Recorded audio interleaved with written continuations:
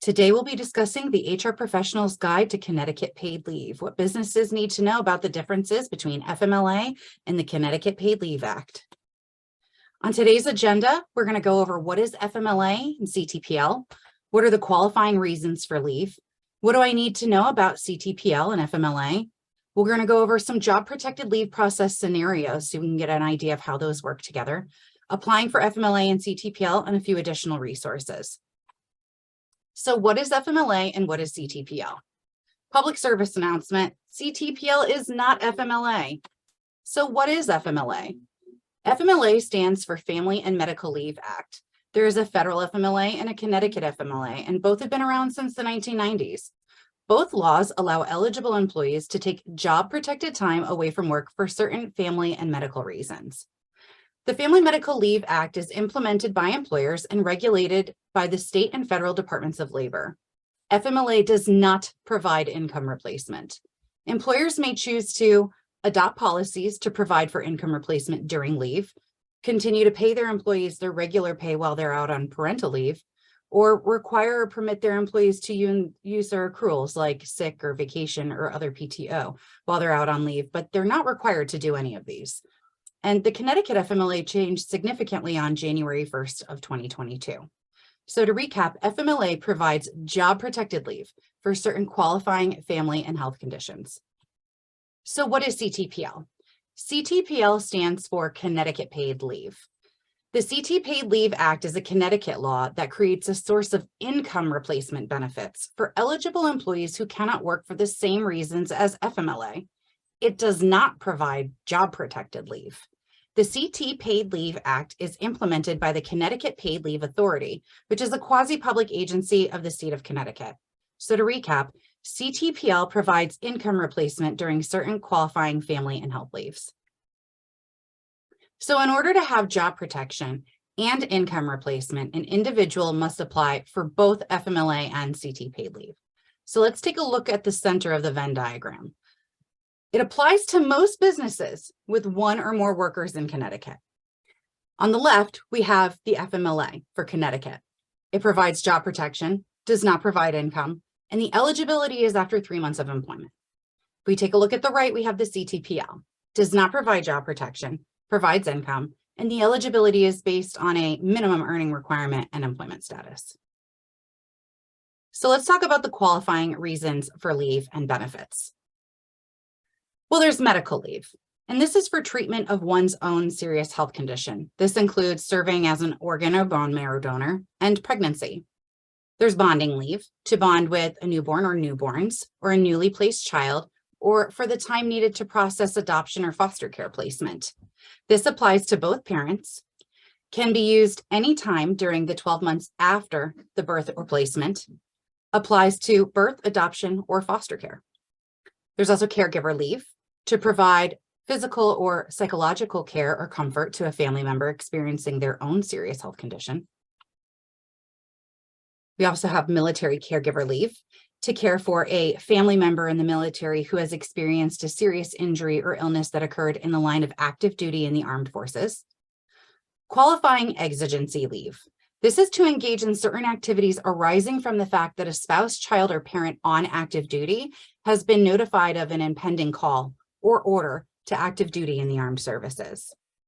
And the newest leave. This is the Family Violence Leave Act. And this is job protected time off, which can be taken by a worker who's a victim of family violence. And this would be to seek medical or psychological care or counseling for physical or psychological injury or disability, or to obtain services from a victim services organization, relocate due to such family violence, or participate in any civil or criminal proceedings relating to or resulting from such family violence. And this is up to 12 days in a calendar year. So let's talk about a serious health condition, okay? A serious health condition requires both incapacity and treatment by a healthcare provider. Examples of this would be an overnight stay in a hospital, a chronic condition for which you see your healthcare provider at least 2 times a year, a long-term condition for which treatment is no longer effective. This would be Alzheimer's or terminal cancer, or incapacitation during pregnancy. And this would cover prenatal appointments, and this covers complications during your pregnancy. And then we do still have COVID in our world and now MPOX. So let's talk about CT paid leave and those illnesses. Can a worker receive CT paid leave benefits if they have been exposed to or diagnosed with one of these illnesses? And the answer is simply being exposed to one of these is not considered a serious health condition. But the worker may qualify for benefits if they meet the definition of a serious health condition, such as needing an overnight stay in a hospital or medical care facility, or being incapacitated for more than 3 consecutive days and requires the sick individual to receive ongoing medical treatment, or resulting in or worsening a chronic condition that requires treatment by a healthcare provider at least twice a year. So let's shift a little bit and let's talk about FMLA. The primary difference between caregiver leave under federal FMLA versus the Connecticut laws is the definition of family member. So under federal FMLA, an employee can take leave to care for a parent, spouse, or child who is under 18 or is over 18 and has a disability. Under the Connecticut laws, an employee can take leave and receive benefits for a parent, spouse, son or daughter of any age, sibling, grandparent, grandchild, or an individual related to the employee by blood or affinity. Let's talk about what that means. So what does it mean? It's any person with whom the worker has a significant personal bond that is like one of a family relationship. So this is situation specific, and it depends upon the circumstances of the people involved, okay? So examples of this would be an aunt or uncle who relies on the worker for unpaid care and has maintained a strong and enduring relationship with the worker, as typically you would see between parents and their children or siblings, or an unmarried significant other of the employee with whom the worker maintains a familial spouse-like relationship despite their lack of legal relationship to one another. So what do you need to know about CTPL? Well, am I covered by CT paid leave? Who's a covered employer? Almost all employers who have one or more people working in Connecticut and the state of Connecticut as to non-unionized employees. So who's not? Federal government, municipalities, local regional boards of education, non-public elementary, secondary schools, railroads, and governments of other states. There's a few other non-covered entities. Again, you're going to get the copy of the deck. So for time's sake, so we have plenty of time for questions, we're going to just skip over this part. There's also some other exceptions for sole proprietors and self-employed individuals. So there's some more information here if that applies to you. So let's talk about who's an eligible worker under CTPL. Well, the worker must earn at least $2,325 in the highest earning quarter of the first 4 of the 5 most recently completed quarters. And this is from one or more covered employers in Connecticut and is currently employed in Connecticut by a covered employer or was employed by a covered employer in the 12 weeks immediately preceding the claim for benefits. And CT paid leave makes the determination, the eligibility determination, not the employer. So how long will your employee receive benefits? An eligible worker can get benefits for up to 12 weeks. And this is in a 12-month period for all leave reasons, including military caregiver leave, except only 12 days of the 12 weeks can be used in connection with family violence leave. An employee may also receive an additional 2 weeks of CTPL benefits for a serious health condition resulting in incapacitation during pregnancy. So let's talk a little bit about some responsibilities. In regards to the Connecticut paid leave contributions, it's your worker's responsibility to contribute the 1/2 of 1%.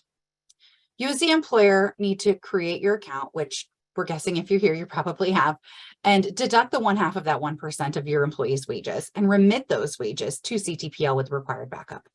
Just a quick note, employers, if you have a payroll provider, please ensure that your payroll provider is withholding those contributions and remitting them to CTPL. Here at CTPL, we receive and reconcile those contributions. We process over and under payments, and we impose penalties for non-compliance. So let's talk about claims.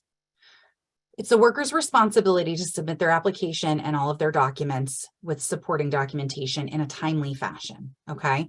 And update their account with absence information and information about other sources of income. And of course, notify you, their employer, that they need to take leave. You as the employer are going to need to complete what's called an employment verification form and submit that to us at CT Paid Leave, or give that back to your worker so they can submit it to us. Of course, you also need to notify your worker about your PTO policies and include any information about any STD policies, your short-term disability policies that you may have. And of course, refrain from discriminating and retaliating against your worker for taking leave. Here at CTPL, we work with AFLAC to determine eligibility, review supporting documents, and approve and deny claims as appropriate. We calculate and pay benefits, monitor ongoing claims, investigate potential fraud, and impose penalties as appropriate. We also work with Department of Labor. They hear appeals relating to denials of claims and to penalties. So now we're going to dive deep into FMLA. So what do you need to know about FMLA? Reminder, FMLA refers to the laws that provide eligible employees with the right to take job-protected leave for certain qualifying family and health reasons. There is a federal FMLA and a Connecticut FMLA. So is my employee covered under FMLA? Well, covered under federal FMLA are employers who have 50 or more employees within a 75-mile radius. This is governmental entities of any size, including federal government, state agencies, towns, schools, railroads, and governments of other states. Who's covered under CT FMLA? This is almost all employers who have one or more people working in CT, okay? And the state of Connecticut as to all state employees. So who's not covered under CT FMLA? That would be federal government, municipalities, local regional boards of education, non-public elementary, secondary schools, railroads, and governments of other states and other sovereign nations. So is my employee eligible for leave under FMLA? Let's take a look. Under federal FMLA, if your employee has been employed by the company for at least 12 months and they have worked at least 1,250 hours in the 12 months immediately preceding the leave, they would be eligible for federal FMLA. In Connecticut, if they've been employed by the company for at least 3 months immediately preceding the leave, they would be eligible for CT FMLA. There's a no hours worked requirement, and you as the employer make this eligibility determination. So let's take a look at how FMLA can work. So eligibility for job protected leave. An employee can be eligible for federal FMLA leave only, CT FMLA leave only, both federal and state FMLA running concurrently, neither federal nor state FMLA, but job protected leave as a reasonable accommodation, or no job protected leave at all. So how long is the job protected leave? Well, for both federal and Connecticut FMLA, it's up to 12 weeks of leave in a 12-month period for all FMLA reasons, except up to 26 weeks of leave in a 12-month period for military caregiver leave. The big difference here is in Connecticut. In Connecticut, an employee may receive an additional 2 weeks of FMLA for a serious health condition resulting in incapacitation during pregnancy. Also in Connecticut is the CT Family Violence Leave Act, which is the 12 days in a calendar year. So let's talk about responsibilities regarding these FMLA claims. It's the worker's responsibility to notify you as the employer about the need to take time away from work in a timely fashion if the leave is foreseeable. Submit an FMLA application if that's necessary. Provide you as the employer with their supporting documentation and comply with your attendance and call-in policies. You as the employer need to establish a leave policy and include any rules about PTO usage. Post the FMLA poster, process leave requests and monitor the leave usage, and manage the worker's return to work. And of course, refrain from discriminating and retaliating against the worker for FMLA usage. Here at CT Paid Leave, we have no official responsibilities relating to FMLA on the Connecticut or the federal levels, but we do provide information about FMLA as a part of our Connecticut Paid Leave training, because we like to think that when folks take leave from work, they intend to go back to work. And generally, the job protection and the income replacement go hand in hand. You kind of need one with the other. So we like to make sure that you have all of the information. For more information about Connecticut or federal FMLA, there are links here. CT DOL and federal DOL promulgate the regulations regarding their FMLA programs, and they can provide guidance to workers and employers about their programs. They also investigate complaints regarding denial of their claims and discrimination and retaliation claims. So you can go to these links and to their websites for more information. So let's take a look at the job protected leave process. So this is the part where the employee is going to notify their employer that they need to take time off from work. They don't necessarily need to use the term, I need to take FMLA, because sometimes they don't know what they need, but they're going to say, hey, I need to take some time off from work. That's, of course, as soon as practicable, if the need for leave is foreseeable, if not, as soon as possible. You as the employer is going to determine if the worker is eligible for CT FMLA and notify the worker if they need to provide any additional documentation. You have 5 business days to notify the worker of their eligibility and provide the notice of rights and responsibilities.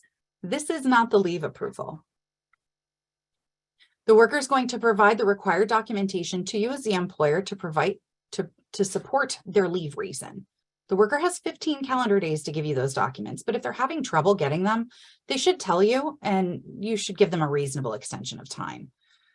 You then need to review those documents and notify the worker if the leave is appropriate under Connecticut FMLA or federal FMLA, or if that's going to run concurrently, however that situation works for this employee. You as the employer have 5 business days once you've received the required documentation to notify the worker of your decision. And you must notify the worker if they need to use their PTO and when and how to call in, and if a fitness for duty is going to be required for them to return to work. And the worker needs to report to you when they actually take their leave. And when calling out, they should say, this is my leave. And you as the employer need to track the FMLA usage against that employee's FMLA balance. When you return this worker back to work, you need to give them the same job with the same terms and conditions. And if the worker was out for their own serious health condition and has some medical restrictions when they return to work, you should consider whether there are any reasonable accommodations you can put into place to enable the worker to perform their essential functions of their job. And remember to tell your employees, when approved for CT or federal FMLA, the attendance and call-in policies must be followed. And employees need to notify their supervisors when they are taking their FMLA leave. And employees are responsible for providing you and us at CTPL with complete and sufficient medical certifications and documentation significant to their leave. There may be other laws beyond FMLA that apply to their situation. We'll take a look at the next slide. And even if for some reason the employee doesn't want their leave to be designated as FMLA leave, in all circumstances, it is your right as the employer and responsibility to designate time off that qualifies under FMLA leave as FMLA leave. So here's some other laws to consider. So we've got the federal and the Connecticut FMLA, but there's also Workers' Compensation, Americans with Disabilities, Pregnancy Disability Act, and Connecticut Fair Employment Practice Act. So now we're going to take a look at some of those scenarios where we put all of these things into practice. And these can be kind of fun. So Bionics R Us has 20 employees working in Connecticut. Jamie is a part-time employee who has worked for Bionics R Us for 2 years. She has 6 days of sick leave accruals and 3 weeks of vacation time. And Jamie breaks her leg running with her dog. Is Jamie eligible for job protected leave? If so, under what statutes and when does the job protected leave start? Is Jamie eligible for income replacement benefits? If so, from whom and when do the income replacement benefits start? Let's take a look. Jamie is eligible for Connecticut FMLA and CT paid leave benefits. She is not eligible for federal FMLA. So from February 1st to April 11th, Jamie is going to use Connecticut FMLA for her job protected leave. She's not eligible for the federal FMLA. She's going to use her employer provided sick leave accruals for PTO from February 1st to February 14th, and then her vacation time from February 15th to February 21st. After that employer provided PTO has been used, her Connecticut paid leave will then pick up from February 22nd and run through the remainder of her leave to April 11th. Let's take a look at another one.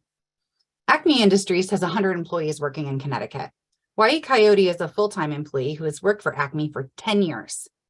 He has 4 weeks of sick leave accruals and 2 weeks of vacation time. Wyatt injures his hand in a non-work related fireworks accident, and he needs to be out of work for 8 weeks. What should he do? And what are his entitlements? Wyatt should notify Acme HR as soon as practicable that he needs leave and provide a MedCert and other required documents to HR and ask about HR about the PTO policy. Why you should also contact CTPL via ctpaidleave.org or by calling AFLAC as soon as possible and provide CTPL with a MedCert and other required documents. Why he is eligible for CT FMLA, federal FMLA, and CTPL benefits. He will use 8 of potential 12 weeks of CT FMLA, and he will use 8 of potential 12 weeks of federal FMLA. He will only use 4 weeks of potential 12 weeks of CTPL. So let's take a look. He's got his CT FMLA and his federal FMLA running from February 1st to March 28th for the full length of his leave. He's going to use his employer-provided PTO sick leave accruals from February 1st to February 28th. When that's finished, his Connecticut paid leave will then pick up from March 1st, running through the end of his leave to March 28th. I hope this was helpful. There's another example here, but for time's sake, we'll skip over this one. And we're going to take a look at applying for Connecticut paid leave. So your employees can apply for CT paid leave benefits by starting their claim on ctpaidleave.org. We also accept applications via telephone. They will need to provide documentation to support their claim. And remember, they must notify you as the employer if they apply for CTPL benefits, because they're likely going to need job protected leave under FMLA, and they need to apply directly to you as the employer for FMLA.